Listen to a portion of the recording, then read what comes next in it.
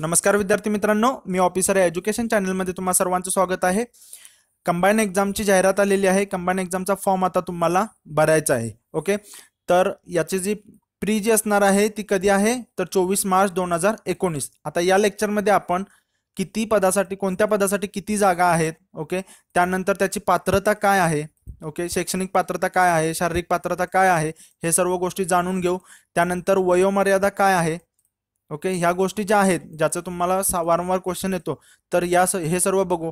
एखाद्या मुलीचं लग्न झालेलं आहे, मग नावामध्ये चेंज आहे, अशा जे काइंड ऑफ जे क्वेश्चन आहेत ते सर्व आपण इथे निरसन करू। यासाठी तुम्ही हे जे लेक्चर आहे ते एंड पर्यंत बघा, म्हणजे तुम्हाला एक्झाम पर्यंत जाण्याआधी सर्व जे क्वेश्चन्स असणार आहेत त्याचं इथं निरसन होईल। बघा, टोटल 555 पदांसाठी ही जी आहे कंबाईन एक्झाम असणार आहे। महाराष्ट्रातील 37 सेंटरवरती ही घेण्यात येणार आहे। जसं सांगितलं, प्रीची डेट नोट करून ठेवा, 24 मार्च 2019। तर बघा, सहाय्यक कक्ष अधिकाऱ्यासाठी एकूण 24 पद आहेत आणि जे स्पेसिफिक जातीनुसार जे असणार आहेत ते इथे दिलेलं आहे, ते तुम्ही नोट करून ठेवा। त्यानंतर बघू की इतर पोस्टसाठी किती आहेत। तर बघा, राज्यकर निरीक्षकसाठी एकूण 35 पदे आहेत। ओके, त्यानंतर PSI साठी एकूण 496 पदे आहेत। ऍक्च्युली जे एक्सपेक्टेशन होतं त्यानुसार हे पदे नाही आहेत, पण आता जे आहेत ते आहेत। आपल्याला फॉर्म भरायचा आहे आणि आपल्याला तयारीला जोमाने लागायचं आहे। ओके, तुम्ही हे जस्ट नोट करून ठेवा। आणि बघा, याची जी प्री झाल्यानंतर मेन्स जी असणार आहे ती मेन्सच्या डेट सुद्धा दिलेल्या आहेत।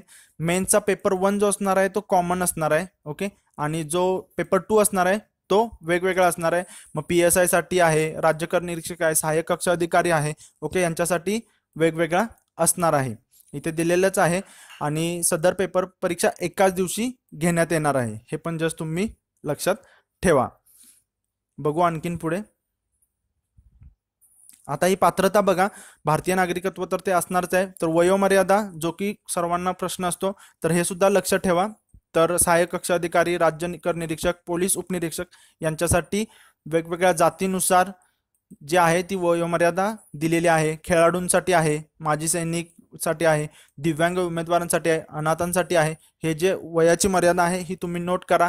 आणि ही जी वयाची मर्यादा आहे ती कधीपर्यंत चेक केली जाणार आहे ते सुद्धा तुम्ही, दिनांक जो आहे तो सुद्धा इथे रेडमध्ये दिलेला आहे, तो तुम्ही बघा आणि मग तुम्ही कुठे फिट होत आहे ते चेक करा। शैक्षणिक पात्रता, आता शैक्षणिक पात्रता खूप महत्त्वाचं असतं की काही जणांचं मुक्त विद्यापीठातून झालेलं असतं वगैरे वगैरे, मग त्यामुळे त्यांना क्वेश्चन्स असतात। तर बघा, सांविधिक विद्यापीठाची पदवी किंवा तिच्याशी समतुल असणारी शासनाने घोषित केलेली इतर कोणतीही तत्सम अर्हता, ओके, हे पाहिजे। पदवी परीक्षेत बसलेले उमेदवार प्रस्तुत संयुक्त पूर्व परीक्षेत तात्पुरते पात्र असतील, ओके। त्यानंतर परंतु संयुक्त पूर्व परीक्षेच्या निकाला आधारे संबंधित संवर्गाकरता घेण्यात येणाऱ्या मुख्य परीक्षेच्या प्रवेशासाठी पात्र ठरणाऱ्या उमेदवारांनी संबंधित संवर्गाच्या मुख्य परीक्षेकरता अर्ज स्वीकारण्यासाठी विहित केलेल्या अंतिम दिनांकापर्यंत पदवी परीक्षा उत्तीर्ण होणे आवश्यक राहील, ओके। म्हणजे तुम्हाला मेन्सच्या परीक्षेपर्यंत तुम्हाला जी आहे ती तुमची डिग्री प्राप्त करणे गरजेचे आहे, ओके। त्यानंतर इंटर्नशिप करत आहेत किंवा कार्यशाळेच्या कामाचा अनुभव आवश्यक असेल अशा पदवीधारकांनी ही अट मुख्य परीक्षेचे अर्ज स्वीकारण्याच्या विहित अंतिम दिनांकापूर्वी पूर्ण केलेली असली पाहिजे। परत मराठी भाषेचे ज्ञान आवश्यक आहे। विशेष PSI साठी जे आहे ते फिजिकल जे आहे ते दिलेलं आहे इथं, पुरुष आणि महिला, हे पण तुम्ही नोट करा। उंची, छाती वगैरे आणि मुलींची उंची वगैरे जे दिलेलं आहे हे तुम्ही नोट करून ठेवा। आणि मग त्या अकॉर्डिंगली तुम्ही जे आहे हे, मग PSI साठीच फक्त फॉर्म भरणारे आहेत तर त्यांनी हे विशेष करून नोट केलं पाहिजे। बघू पुढे। मग याच्यासाठी जी फी जी असणार आहे ती बघा, ओपनसाठी 374 आणि कास्टमध्ये 274 आहे। मग आता विशेष तुम्हाला लक्षात ठेवायचं आहे की याची जी लास्ट डेट कधी आहे फॉर्म भरण्याची, तर 29 जानेवारी 2019 रात्री 12 वाजेपर्यंत, म्हणजे 23:59, म्हणजे 23:59 तुम्हाला फॉर्म भरणे गरजेचे आहे। चलनाद्वारे परीक्षा शुल्क भरावायचे असल्यास तर काय करायचं आहे, तर ते 30 जानेवारी 2019 पर्यंत बँकेच्या कार्यालयीन वेळेत भरणे बंधनकारक आहे। एवढं तुम्ही हे नोट करून ठेवा। शक्यतो लास्ट डेट पर्यंत कधी थांबायचंच नाही, लवकर फॉर्म भरून तुम्ही मोकळे व्हा। तर बघा, जेवढे तुम्ही लवकर फॉर्म भराल तेवढं तुम्हाला सेंटर चूज करणं सोपं जाईल, कारण तुम्हाला जे सेंटर हवे आहे ते तुम्हाला सेंटर मिळेल. आता मागच्या राज्यसेवेचा फॉर्म भरताना झालेलं होतं की पुण्याचे जे विद्यार्थी होते त्यांना सेंटर अवेलेबल नव्हतं, कारण अगोदरच जागा फुल झालेल्या होत्या. तर तसं होऊ नये म्हणून तुम्ही लवकरात लवकर फॉर्म भरा.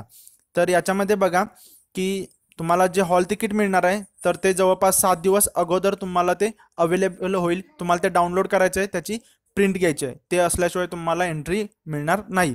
त्याचबरोबर तुम्हाला एक आयडेंटिटी प्रूफ लागणार आहे. मग ते कशापैकी असू शकतं तर आधार कार्ड, तुमचं voter I D, passport, pan card आणि स्मार्ट कार्ड प्रकाराचे ड्रायव्हिंग लायसन्स. म्हणजे काय स्मार्ट कार्ड प्रकारचे म्हणजे काय, जे आपल्याकडे काइंड ऑफ पेटीएम वगैरे काइंड ऑफ पॅन कार्ड असतं ते. काही काही जणांच्याकडे बुक असतं तर ते बुक चालणार नाही. आणि बघा काय सांगितलेलं आहे, किमान कोणतेही एक मूळ ओळखपत्र म्हणजे याच्यापैकी एक पाहिजे. तसेच त्याची काय पाहिजे, रंगीत छायाचित्रित म्हणजे तुम्हाला काय तर कलर प्रिंट हवी आहे त्याची. तर हे पण लक्षात ठेवा. मग ज्यांच्याकडे आधार कार्डचं आहे म्हणजे आधार कार्ड नाही आहे आणि त्यांनी डाउनलोड करून घेतलेलं आहे तर त्याची रंगीत प्रिंट पाहिजे. ओके, जे आपण नेटवरून डाउनलोड करून घेऊ शकतो UIDAIच्या साईटवरून, तर त्याची सुद्धा रंगीत प्रिंट पाहिजे. हे तुम्हाला लक्षात ठेवायचं आहे. विशेष लग्न झालेल्या मुलींबद्दल की त्यांच्या नावामध्ये बदल केलेला असल्यास विवाह निबंधक यांनी दिलेला दाखला हा त्यांना पाहिजे. नावात बदल झाल्यासंबंधी अधिसूचित केलेले राजपत्र किंवा राजपत्रित अधिकारी यांच्याकडून नावात बदल झाल्यासंबंधीचा दाखला व छायांकित प्रत परीक्षेच्या वेळी सादर करणे आवश्यक आहे.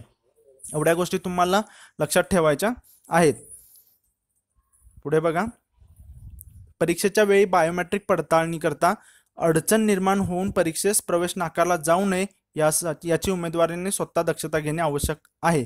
बायोमेट्रिक होऊ शकतं कधीही, कोणत्याही वेळेला. तुम्हाला एक्झाम जी प्री आहे, मेन्स आहे, तुमचे फिजिकल आहे, इंटरव्ह्यू आहे, याच्या कोणत्याही याच्यामध्ये तुमची बायोमेट्रिक होऊ शकते. मग त्याच्यासाठी तुम्हाला ते चेक करायचं आहे. मग त्याच्यासाठी हातावर मेहंदी, शाई किंवा इतर कोणतेही असं लावू नका की जेणेकरून बायोमेट्रिक करताना आयडेंटिटी ओळखण्यासाठी त्रास होईल. ओके, आणि मग याच्यामध्ये काय हे सांगितलेलं आहे विशेष करून, कारण तुमचं जे आधार कार्ड असते ते लॉक केलेलं असतं. म्हणजे जर तुम्ही स्पेशली लॉक केलं असेल तर तुमची इन्फॉर्मेशन अवेलेबल होत नाही, म्हणून ते लॉक नका करू.